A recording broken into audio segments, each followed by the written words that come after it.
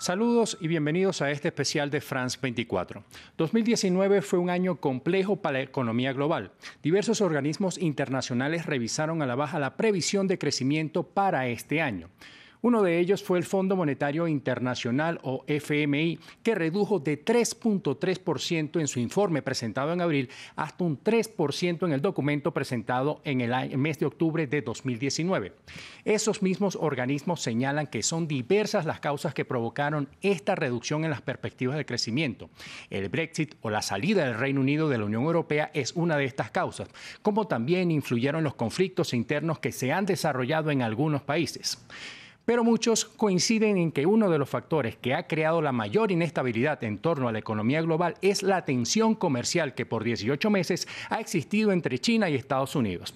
Esta situación se inició en el año 2018 e involucra a las dos principales economías del mundo. Ello ha generado dificultades especialmente entre las naciones que son consideradas como los principales socios comerciales de ambos países. Para analizar este impacto en la situación, damos la bienvenida al doctor en Economía y economista jefe de la consultora Tresis, Daniel Lacalle. Saludos, Daniel. Muchísimas gracias por estar con nosotros. Vamos a comenzar hablando por qué esta tensión comercial entre las dos principales potencias ha generado daños en la economía mundial.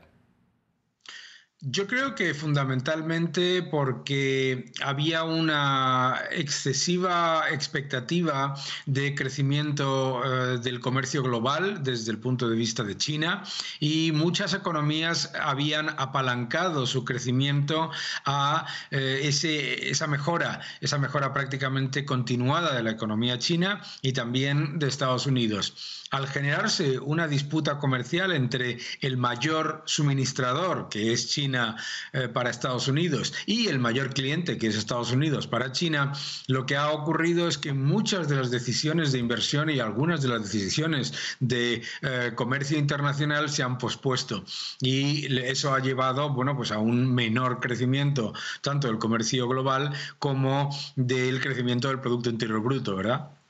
Daniel, vamos a poner un poquito en contexto a las personas. Hay que recordar que esto comenzó con un plan proteccionista cuando Donald Trump anunció aranceles a las importaciones de acero y aluminio procedentes de cualquier parte del mundo, no solo de China.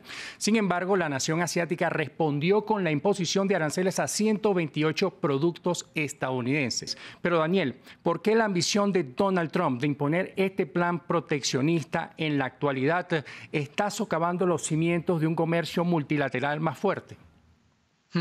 Bueno, la decisión por parte de Estados Unidos de intentar reducir ese déficit comercial es muy compleja. Incluye problemas también a la hora de disputas comerciales que existían en la Organización Mundial del Comercio entre Estados Unidos y China. Recordemos que China, por ejemplo, mantiene control de capitales, mantiene una serie de dificultades con el tema muy importante para Estados Unidos, que es el de la propiedad intelectual.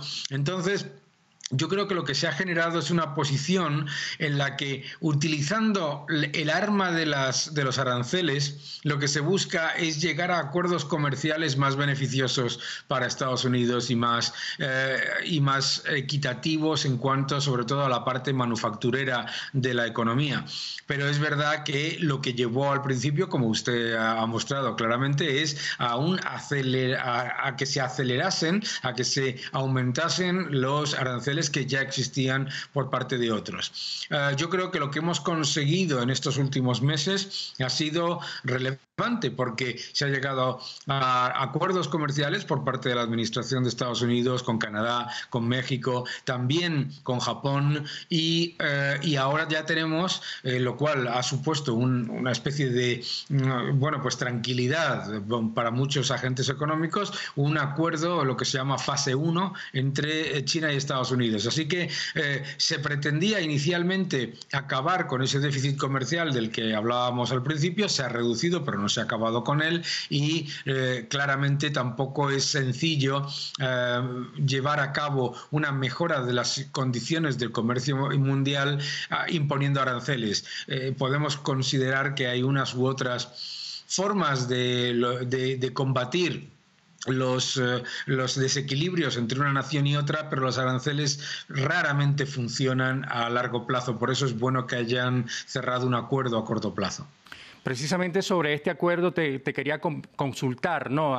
Tras varios meses de tensión y mesas de negociaciones que llegaban a acercarse a un punto y luego parecía que todo se desmoronaba, lograron llegar a un acuerdo fase 1, un acuerdo preliminar durante los primeros días del mes de diciembre, algo que fue muy celebrado por los mercados en su momento. Pero ¿sería este el preámbulo de un acuerdo más amplio en el futuro o simplemente estamos hablando de un acuerdo que va a continuar así por mucho tiempo? Yo creo que este primer acuerdo era relativamente sencillo, es decir, básicamente la fase 1 lo que supone es básicamente volver a donde estábamos antes de esa escalada de aranceles de la que hablábamos al principio, ¿verdad? ¿Qué es lo que pasa? Que la siguiente fase es muy complicada, y la siguiente fase es muy complicada porque incluye cambios radicales en cosas como las que comentábamos antes: propiedad intelectual, control de capitales, incluso la búsqueda de unas importaciones que no son fáciles de duplicar o triplicar. No es fácil que China multiplique la importación de bienes agrícolas o de bienes tecnológicos de Estados Unidos o energéticos. Entonces, yo creo que esta primera fase lo que ha generado es un poco de alivio en el mundo y desde luego en los mercados financieros, pero es muy difícil pensar que se vaya a llegar a un acuerdo, digamos, que vaya a cambiar la tendencia de comercio global que se ha mostrado en los últimos meses. Yo creo que debemos ser como mínimo cautelosos, porque esta primera fase ha sido compleja para llegar a un acuerdo, y lo que se ha conseguido básicamente es volver a donde estábamos hace 18 meses, pero lo difícil viene después, y yo creo que eso probablemente, esa segunda fase y ese acuerdo de mayor calado, no solamente es más difícil, sino que puede llevar bastante más tiempo. Vamos a hablar rápidamente de los detalles que tiene este acuerdo alcanzado hasta ahora. Estados Unidos suspendió los aranceles de 15% a productos chinos valorados en 160.000 millones de dólares y que entrarían en vigor el 15 de diciembre. También presentó una reducción a la mitad de aranceles sobre el 15% por el orden de 120.000 millones de dólares. También hay que señalar que los aranceles del 25% sobre 250.000 millones se mantienen, al tiempo que China mostró compromisos para mayores compras agrícolas estadounidenses y su disposición a debatir todo lo referente a la propiedad intelectual y transferencia de tecnología. Pero hay que señalar que todo este sistema también ha afectado a América Latina, que no ha escapado a un proceso de desaceleración, salvo casos excepcionales como es el de Colombia, que de acuerdo a algunos organismos registrará un crecimiento de 3.2% para este año. Brasil, México y Argentina son las principales economías de este continente y han presentado bajas respecto al año anterior. Brasil crecerá, de acuerdo con el Fondo Monetario Internacional, un 0.9% para este año, al tiempo que México mostrará un incremento de 0.4% y Argentina una contracción de 3.1%. Si revisamos los datos de la CEPAL, el crecimiento de Brasil será de 1%, nulo será el crecimiento de México y Argentina caerá un 3%. Hay que revisar que los contextos son particulares para cada uno de estos tres países, Daniel, pero ¿será que hay algo que está afectando a las tres principales economías cuando se esperaba un mejor crecimiento para ellas en líneas generales este año? Sí, yo creo que claramente hay un impacto en la exportación de materias primas. Estas economías que estábamos viendo son economías que son importantes exportadores de petróleo, hidrocarburos, soja, etcétera, ¿no?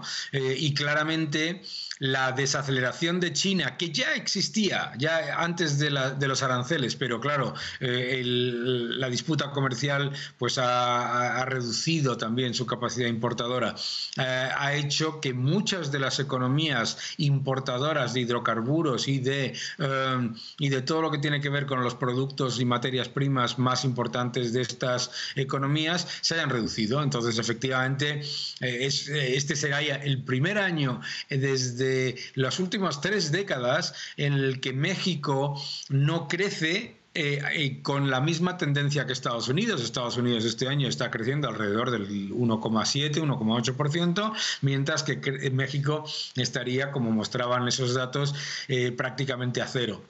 En el caso de Brasil, también la reducción de las exportaciones y del consumo mundial, o por lo menos de las expectativas de aumento de consumo mundial, si me permite la puntualización, en cuanto a hidrocarburos y a petróleo, pues claramente ha tenido un impacto. Y por supuesto el hecho de que los precios, esto también es importante, el dólar se ha fortalecido en toda esta disputa comercial y los precios de las materias primas que cotizan en dólares han estado por debajo de las expectativas de muchos de estos gobiernos. Entonces, esos factores combinados, ralentización ya preexistente de la economía china, empeoramiento también de la eurozona, que no tenía nada que ver con la disputa comercial, sino más bien con sus problemas internos. Entonces, todos estos factores han tenido un impacto sobre el crecimiento de Latinoamérica. Muchísimas gracias, Daniel, por regalarnos tu visión en torno a estos temas económicos del año 2019 y a ustedes por estar con nosotros en este especial de France 24. Continúen con más de nuestra programación a través de France 24 y France24.com.